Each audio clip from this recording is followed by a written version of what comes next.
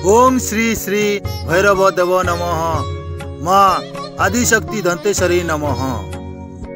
आज कलाहांडी जिला कुक्सरा ब्लॉक सिउनी ग्राम ठारे भतरा जातिर इष्टदेव बाबा भैरव और माँ दंतेश्वरी कलश यात्रा एवं वार्षिक महोत्सव कार्यक्रम अनुष्ठित हो जाइछि।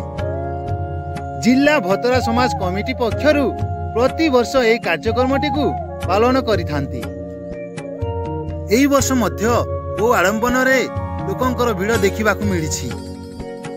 सिउनी ग्राम ठारू आखापाखी ग्रामर भतरा जातिर माँ माउसी माने आसी कलश यात्रा भाग नहीं। भैरव देवंको वार्षिक यात्रा अनुकूल्य रे मुख्य अतिथि भावे लांजीगढ़ विधायक श्रीजुक्त प्रदीप कुमार दिशारी, मुख्य वक्ता भावे श्रीजुक्त तृप्त कुमार पात्र, भतरा जातिर जिला सभापति श्रीजुक्त कैलाश चंद्र माझी, पूर्वतन सभापति श्रीजुक्त नीलकंठ माझी, भतरा जातिर कवि श्रीजुक्त क्षीरोद माझी एवं प्रत्येक गाँव भतरा जातिर नारी कमिटी मध्य सामिल होइथिले। एही यात्रा समापन परे भैरव देवंक मंदिर सम्मुखे एक बैठक रखी जातिर शिक्षा वृत्ति कृषि विकास निमंते एक आलोचना करा जाय। लोक माननकु उत्साहित करिबा पई नृत्य गीत मध्य परिवेषण करथिले।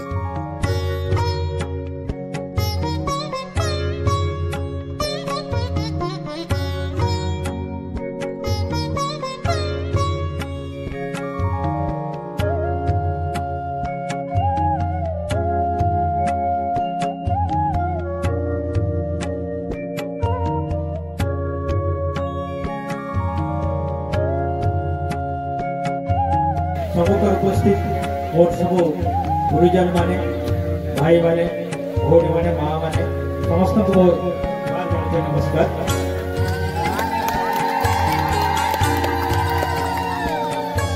आपण भल पाइबा आपण स्नेह आशीर्वाद